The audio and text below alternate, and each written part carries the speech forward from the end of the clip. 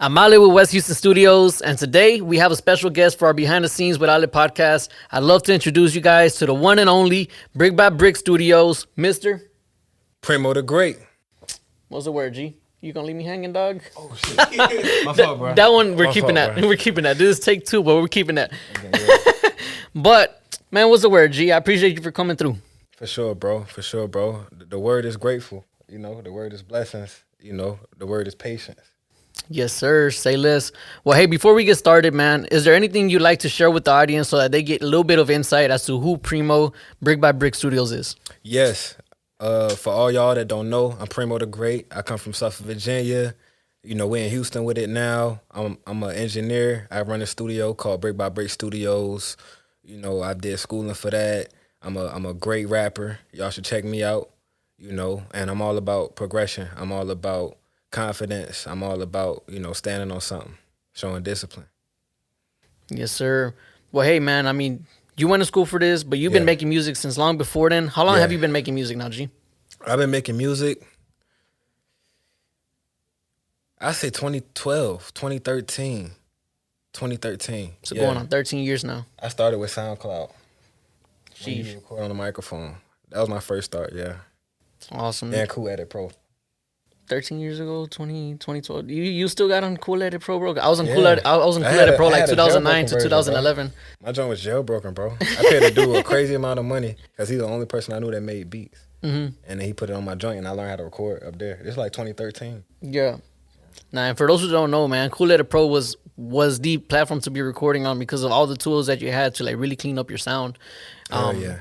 Now, you know, we're talking about 13 years in now, bro. If you had to describe your sound in 3 words, what would those words be? Would East Coast be one word? Yeah, we can take it as one. You gotta count East Coast as one word. Alright, Okay. that's one I word. would say, all right, let's take it off. I would say lyrical for sure. Lyrical would be 1. Confident, I would say 2. 3, sincere. Yeah, sincere. I come from my heart. So I feel like people can feel that. It's not like, you know, like a gimmick. Nah, they hear it in your Yeah. tone, man. I can definitely attest to that because every time you come on the record, it's obvious you. You know, you Yeah. get in your style, your swag real quick, and it's just you're in the pocket every single time. Hell yeah. Now, again, back to the fact that you've been doing this 13 years, man, because this is an ongoing conversation. You know, the viewers, they may get upset that I keep talking about this, but I want you to Yeah. know that this is important. 13 years, you know, there's been times that you probably have felt discouraged. You've probably been like, man, I don't know if I want to continue doing this. Can you tell us a little bit about that and what has kept you moving? What keeps me moving, man? Time. Time keeps me moving because you can't reverse it. You know, we only getting older, so I'd rather take the risk of like, okay, if I'm gonna do it, I'd rather go out doing this. I don't know the outcome, but I know I feel great doing it. You know, I'd rather do that than regret. Like, man, well, what if this would have happened? Time passed. You know what I'm saying? I can't reverse it. So that's kind of like how I do the decisions. And even when I do get discouraged, it's like somebody need to hear this. Somebody need to see this. It'll help somebody out. You know, it's not in vain. So you just keep it moving, man, because at the end of the day, like you said, you don't know what the outcome is. Yeah. We're here for the journey. I know. We're going somewhere. You know what I'm saying? And I mean, 13 years ago, you maybe wouldn't have seen that you would be where we're at right now. Nah, You know I what I just liked the craft. I wanted to get better. You know, I feel like I'm good now, but I still could get better. But it's like it's always been like, all right, how can I improve? How can I improve? So I'm leading by example. You know, I can't do this forever, but somebody might, oh man, you know what I'm saying? So Now you went from making music. Now, like I said, you have the studio, bro. So you're engineering for people. How do you balance the two? uh um I can't balance it. It's always an imbalance. It's not perfect. One always I wouldn't say sacrifice, but one always gets more attention than the other at times. But they all kind of coincide. They work together in a way. It's all part of making like the wheels turn. Now, as you've been making music, whether you've been making music for yourself and featuring with somebody, you're locked in the studio with them, or maybe you're recording somebody. What's a crazy interaction that you've had? Whew. Uh, Crazy interaction. I don't want to put Buddy on blast, but somebody was like asking me like if I wanted to pray with them before we recorded and stuff, and they had oil and all of this, and it's like, okay, with the oil, like I don't know about the oil, like it was like I don't know, But it was different. It wasn't weird or creepy or nothing. It was just like I wasn't used to that. That was a new, something new Couldn't get experience. it Yeah. in the comfortability of it. Yeah. I wasn't expecting. You just Yeah. was thrown off. Yeah, just was thrown off. Yeah, but everybody into what they into. So I guess that's how that artist wanted to set his vibe. Yeah, get You know in what the I'm saying? mood. Yeah. Yeah, maybe clear up the air of Right. whatever energies or whatever. Right. Get Exactly. centered. That makes sense. Now, if you weren't rapping, man, what would you be doing? If you weren't rapping or engineering, scratch. You know what I'm saying? That's tough, man. If I wasn't rapping and wasn't engineering, what I'd be doing? I wrote a book too. So I probably would have just focused on that. Probably, I like writing. I like words. I like, Just creating in general. yeah. So probably writing something dealing with like me being an author or something dealing with something writing. Maybe journalism. I still like music, so that something along there. I think that'll keep the happiness. Yeah, Back to writing, man. How often would you say you're writing now? man. I do a lot off the top, and I do a lot of writing. But writing, I write like almost every day. I used to try to. It went from like 5 songs a day at 13, 14 to like 2 songs a day now, or like whatever I feel, because I don't want to lose it. Maybe like a quick 8 bars to this. I come back to it tomorrow. Just build But on it. right, because I don't want to That's a like brick right there. laying the bricks, laying the foundation. So yeah, it's kind of like that. A lot. I just lay the foundations a lot when I write nowadays. And are you writing mostly music? Because I mean, back to what we were saying. If you weren't rapping, you weren't engineering, you would be writing. Do you often play with other ideas? Are you like let's say for example like writing a script or I got a writing your script. music Yeah, video script stuff like that? I got a script for my book actually. Um, like we had characters, wrote characters out. I was doing like voice acting and stuff like that. So most likely something like that, like just using my voice and yeah. I don't know. Okay. I don't know of like no other ideas outside of that. I still have fun with engineering. It's tough, but I still have fun with it and rapping. So I don't know outside of that. Yeah, what I would have fun with outside of like. I mean, you're saying at the end of the day, like music is really you feel the music in you. Right, right. What would you say was a moment that made you realize that hey, music is what I want to pursue? Man, I had a talent show. I was in elementary school. I had the talent show. My sister was recording me on camera, and I took the mic off the mic stand, and I was just going. It was like, oh man, look at Derek, oh man. And then people giving me my props, telling me that I was good. That was like, okay, maybe I could keep doing this. And I like the way it feels. I get like an adrenaline rush. Ever since then, I always had adrenaline rush from like performing. Hey, is that footage out So, somewhere? man, it was crazy. The crazy thing is, I had an SD card, but like I moved around a lot. You know what I'm saying? So over time, it just got lost. But I don't even know if I got it no more. She was, cheering me on, my sister and everything. I'm probably like 9 years old at this time. Yeah. And I Okay. was like, music is it. Now, prior to getting into music, because everybody, different scenarios. People have had jobs. People, have done businesses and stuff to support their music. Right. What were you doing before you did the studio to get you to this point? The Navy. I was in the Navy 5 years. I was in Washington State and then I was in California. And, really like took like a lot of like lessons and experiences and people, way older than me, just like going through that. Growing as a man, building my character. I would say I was still writing during that time though, still putting out projects, still growing, improving, working on myself. Yeah. But that's what the thing was before, and I was like, I couldn't wait to get out to do this full time. What can you tell people about your experience while you were in the Navy, also making music? Like, what kind of time? What was that like for you?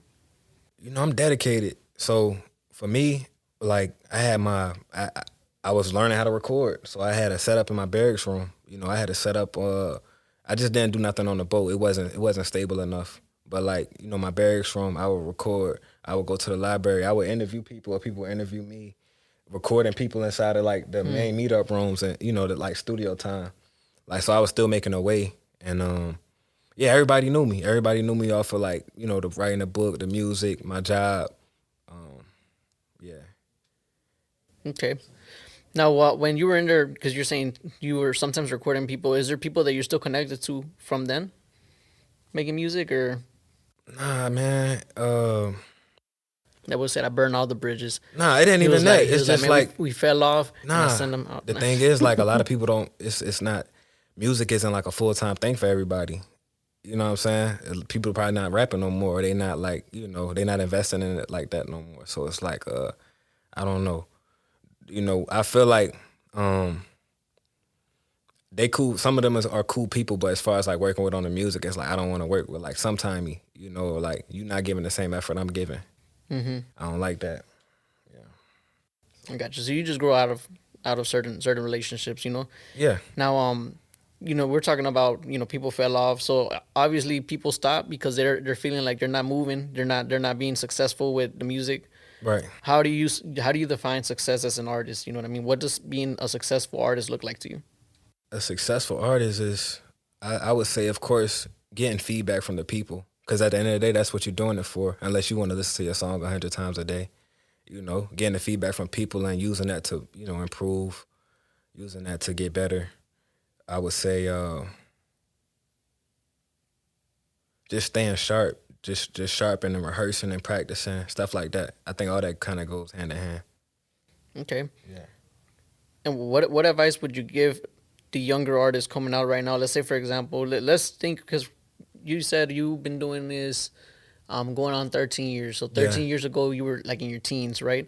So Yeah. let's say it's a teenager right now, thinking about making music, doesn't know how to start, or maybe they already started and they're feeling some kind of way about it. What advice would you give them? Make sure your heart is in it. Make sure your heart is in it. Make sure you're passionate about it. Because with music, just like with anything, people expect the money value from it, but they don't expect the other value that comes from that. Or they don't look at it as value. They look at it as a disadvantage. But only your experiences is your experience. So like, I don't know, like just make the best out of what you can control. You can't control everything. At some point, man. At the end of the day, one, you just gotta get started, and like you said, don't let anything deter you. That like you said, you have no control over. There's certain things that you can do to get things in motion. And Go ahead. I would say dedication as well, man. It's a tough game. Everything's a tough game, but dedication, man. Like if you're really passionate about it, that dedication should come. But it's the times where you don't expect it when the opportunities align a lot better. You know what I'm saying? Those the times. So just you got to hold it out, but actually and plan it out. You can't know where you're going if you don't have no directions. So know where you want to go and make a roadmap to that. And sometimes you can get altered, but you got to stick to the script and do what's best for the bigger picture. Man, and back to dedication, man. At the same time, develop thick skin. Oh yeah, Like that's one thing I don't think that you should brush over it. Like you got to develop thick skin because if oh you're yeah. gonna be upset when opportunities don't go your way, um, you're gonna block your growth. You know what I mean? You got to take the constructive criticism from people and like, okay, hear it, figure out if it's something that you got to change in your processes or whatever you're doing, and keep it moving. You know what I mean? Because if you get stuck, you're gonna stop. You're gonna quit just off of pure discouragement. Again, develop thick skin. Um, let's see. I had to turn to the questions. Um, what would you say is something people don't see that goes into your music?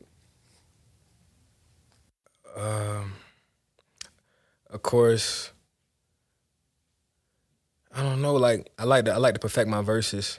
So like I record and attentive. Like all right, this gonna sound great before I even have to mix it.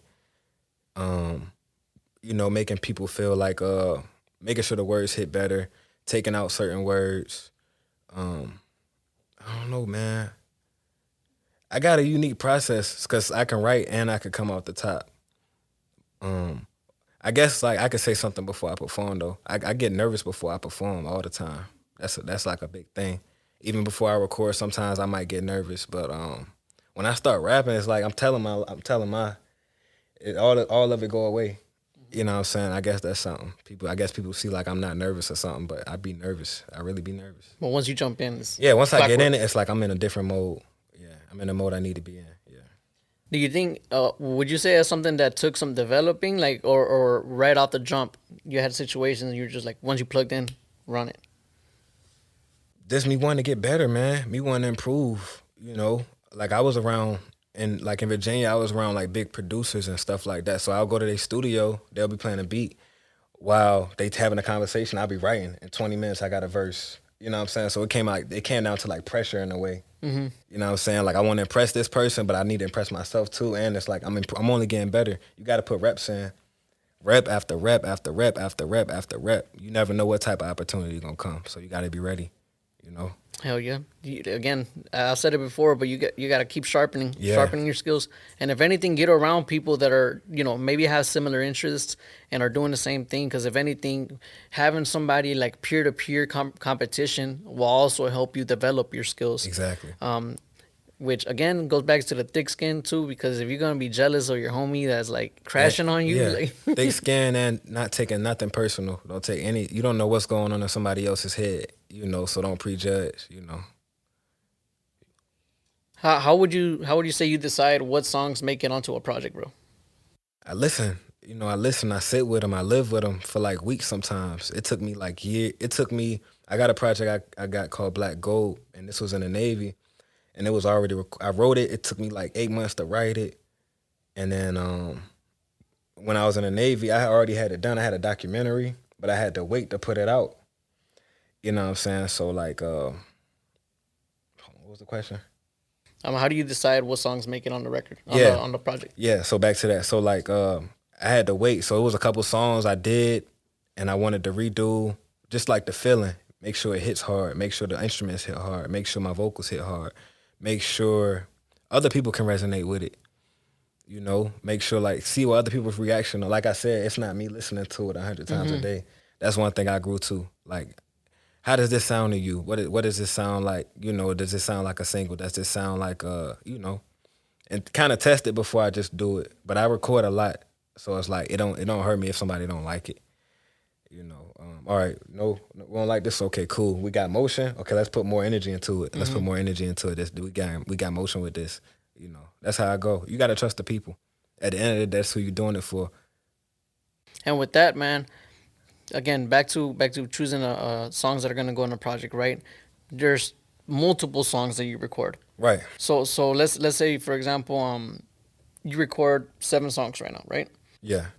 What is your thought process like out of those 7? Hey, these are going in the vault, and these I'm ready to move forward with. Cohesiveness, making sure the songs relate to each other. You know, whether that's the production or what I'm talking about. You know, the context of the song. I would want it to be cohesive. I would want it to be like you can replay it over and over again. If it doesn't sound like something I want to replay again, you know, so that cohesiveness, the stickiness to it, the potentness of it. Are you scrapping the other songs, or are you just pinning them? Just penning them, cause I got crazy verses, but sometimes it just don't work for that song. You know what I'm Would saying? you then Somebody take it might to a put you on different the beat? spot. No, somebody might put you on the spot and like, let me hear what you got or whatever. And it's like you got to be ready. So it's like the verses that didn't make a song, it might, you know, don't waste your material. You know what I'm saying? Because all music is objective. So it's like this might work in another thing or something else, but don't just scrap it. But like I said, sitting with it over time, if you get that same reaction that you heard the first time, that's another thing. Oh man, this sound even crazier the fourth time I heard it. So like, you know. Now you were saying earlier that you'll kind of show the songs around like how are they feeling, whatever. So let's say you recorded a couple of songs. Who are you showing these songs to get some unbiased feedback before you move forward with them? People that know me, people I respect their opinion. You know, just not people that like that agree with it. That are just like like what they say, yes man. You know what I'm saying? So I know people that I know to be honest with me, or like that's your sound. Or sometimes I know, man. You know, I deal with a lot of artists, so they be giving me ideas too, or they be giving me like So I take what I take what I'm listening to. I take what I'm paying attention to, and use that to make the decision. Okay. Yeah. Who would you say are influences of yours? Dead or alive, man? Who influenced me? I would say Jay-Z. Jay-Z in the earlier Tell me why your times. vocals sound like Jay-Z vocals. Yeah, Now Jay-Z that in now the you're earlier mentioning it. times. It's simplicity, man. People think Jay-Z like a lyricist. He's one of the most simple artists. It's just he say stuff people can't say. You got to dig in that place. But yeah, I would say Jay-Z, Pusha T, Virginia, home team for sure. Who else? Influences. Fat Joe, Fat Joe, Nas, Pat, Poose, Fabulous, Jadakiss, of course. I think that's it. Like those my guys right there. And maybe like Cameron. A lot of East Coast influence. Like that's what I was, Mm. raised in. So like the mixtape era, that's what I came up, man. Like big CD cases, you know, all of that. Um, I would say business wise though, Nipsey maybe. Nipsey Hussle influenced me business wise. Nobody was talking about like how we was getting cheated in music. You know what I'm Mm-hmm. saying? Or that I could understand at the time, and he's kind of like in uh my era growing up and seeing that rise, like him, people like him in Currency. So like seeing the business side, like oh I can make money off of this. So like influenced me that way too. You don't want to starve, you want to figure it out. Yeah, especially in the music industry where music itself is not 100% making money. You got to figure Yeah, out different avenues to take it down. like I think music is like the stepping stone. It'll always be the stepping stone. But it's like okay, how can you got the fame here? How can you create the money outside of this?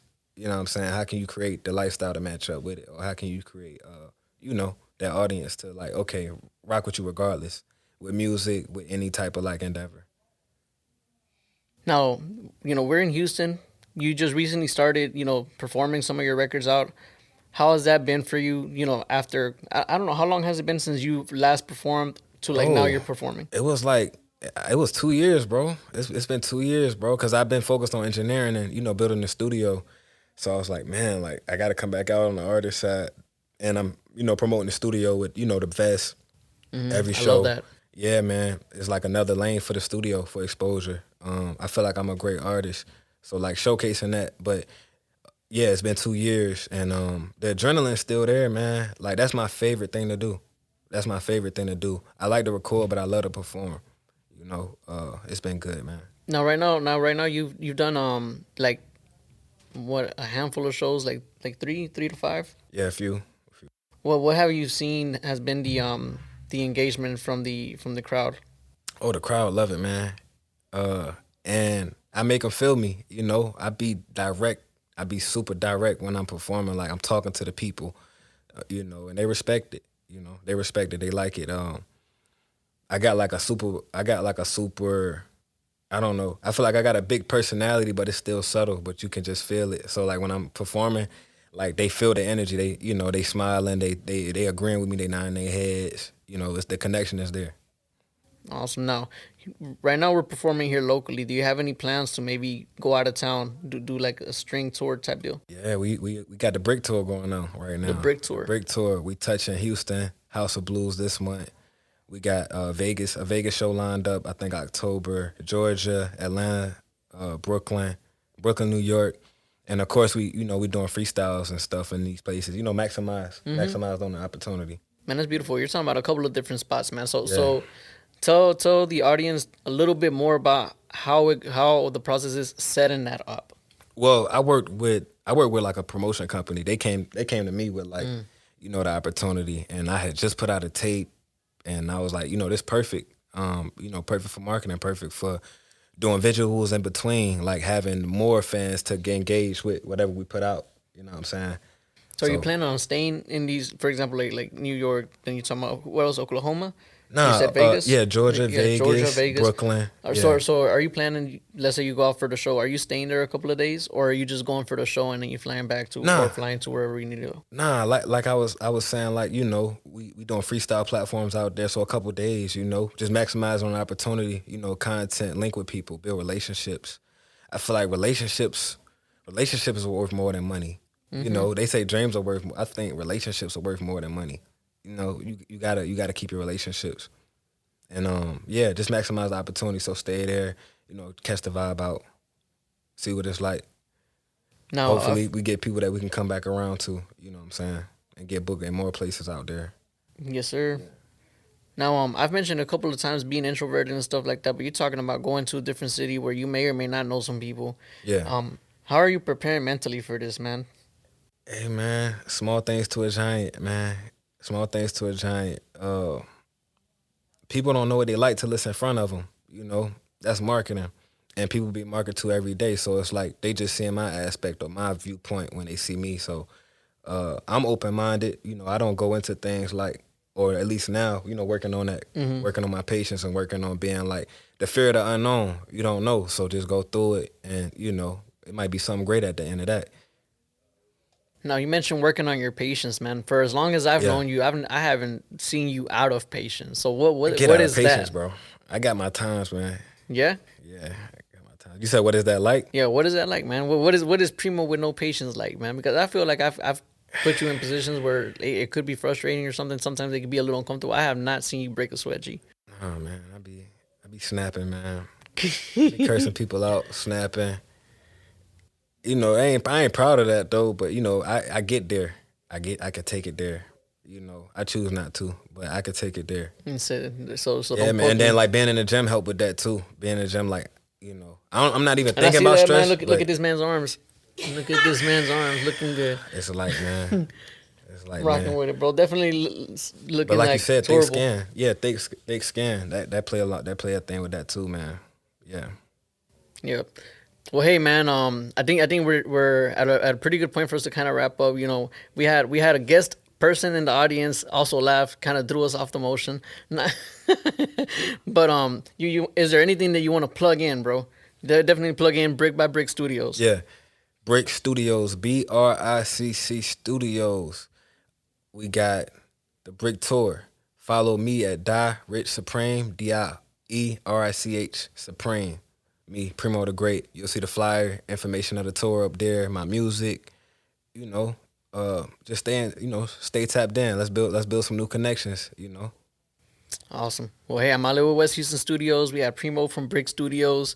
We signing out. If you guys are looking for studio time, make sure y'all tap in the West, in the North, fur North, because it's pretty far. But rock with them. Know what I'm saying? At the end of the day, we're gonna get you right. You know that we know what we're doing behind the board. And if sometimes people are looking for samples, right? Yeah. His whole catalog, his whole catalog recorded, mixed, Yeah. and mastered by himself. So there's no doubt that we doing some really good work. Again, we appreciate you guys for tuning in. Make sure y'all follow Direct Supreme, Brick Studios, BrickStudios.com. Yep. at West Hugh WestHoustonStudios.com. Studios, and tap in. Take care. Let's go.